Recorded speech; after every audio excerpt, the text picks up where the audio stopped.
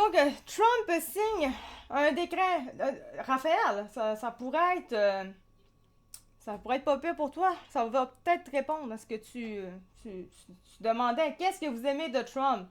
Ben, Trump signe un décret pour rendre la fécondation in vitro plus abordable. Voilà. C'est déjà une bonne raison d'aimer Trump. Voilà.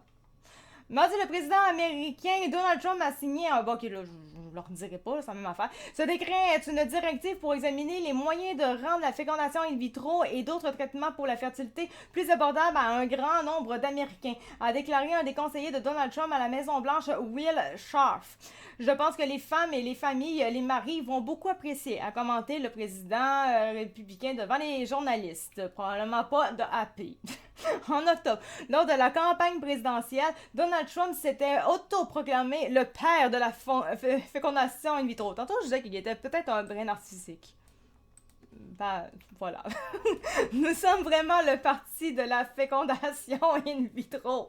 Les démocrates ont essayé de nous attaquer sur ce point, mais nous sommes encore plus actifs que dans le domaine de la fécondation in vitro, avait-il affirmé au cours d'une émission télévisée sans étayer son propos.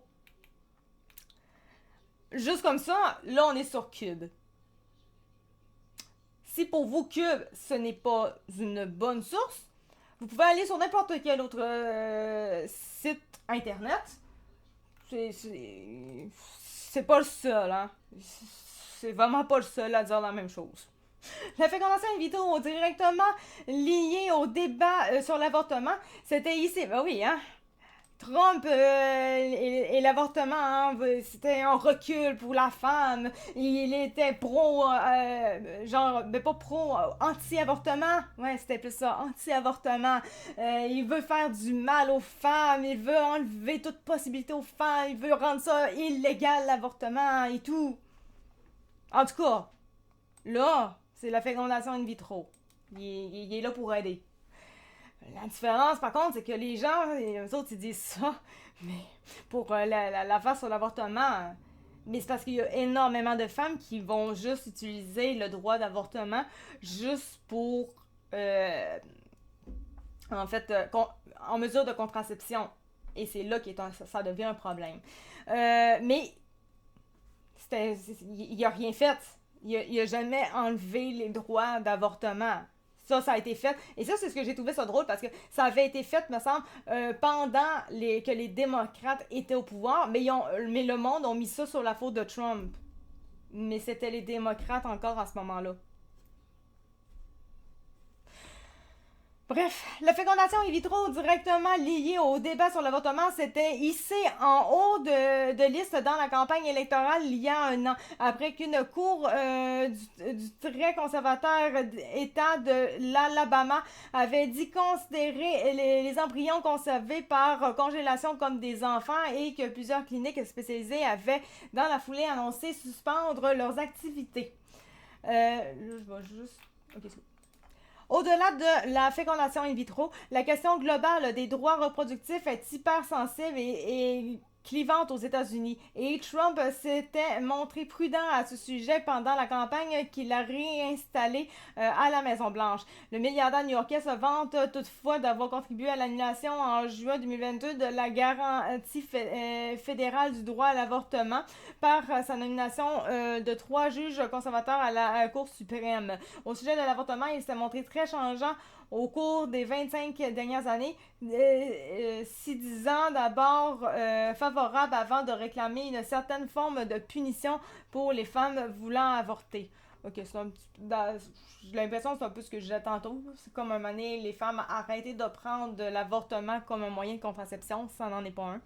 En 2020, durant son premier mandat, il avait été le premier président à se rendre à la grande messe annuelle des militants anti-avortement à Washington. Luc, avorter, faut pas se servir de ça comme moyen de contraception. Ben c'est ça, c'est ça. Moi, je suis... Mais avant, je disais je suis pour l'avortement. Mais on dirait que quand on dit qu'on est pour l'avortement, ça veut officiellement dire qu'il faut qu'on avorte. Alors que, ben, je vais dire ça de même, j'ai un peu changé là-dessus. Je suis pas pour, puis je suis pas contre. Je suis juste neutre. Autant que c'est pas de mes affaires. C'est pas de mes affaires. Si ma voisine veut avorter, c'est bien son maudit problème. Là. Je peux rien faire. Je suis pas. Je suis pas dans sa vie. Je suis pas son médecin. Je suis pas rien. Mais c'est ça que si ça fait 30 fois qu'elle avorte, même si je sais pas pourquoi est-ce que je saurais que ça fait 30 fois qu'elle avorte. En tout cas, peu importe, on s'en fout. Je suis là, tantôt, j'en ai rien à foutre de mes voisins. Ils font bien ce qu'ils veulent tant que c'est légal. Enfin, c'est ça. J'aurais pas de raison pourquoi est-ce que je serais au courant d'une affaire de même. Mais en tout cas, on va imaginer, là. Là, mané, je serais comme juste peut-être à le juger à faire genre, mais qu'est-ce qu'elle calisse? Genre, ça ne tente pas à mané de juste prendre des pelules ou de prendre un condom, je sais pas trop. Je sais pas. Mais mané, je suis comme c'est juste pas un truc. Tu te fais pas avorter juste parce que tu as oublié ta pelule ou whatever. Non, c'est. À un moment donné, responsabilise-toi. C'est juste ça. Donc, je ne suis pas pour, je ne suis pas contre. Là, je suis entre les deux. Là, c'est vraiment, là. C'est ça. Voilà. C'est ça que Tom dit, mais il y a des femmes, c'est 8-10 fois par année plus. Ben, c'est ça. Ça n'a pas de si de bon sens. C'est ça, la fille. Tantôt, je disais 30, là, on s'entend, là, j'exagère, là. Le pire, c'est que ça doit vraiment exister. Là. Des femmes que ça fait genre 30 fois, là, on s'entend. C'est un petit peu intense, mais je suis sûre que ça doit exister dans la vie. Mais c'est cave.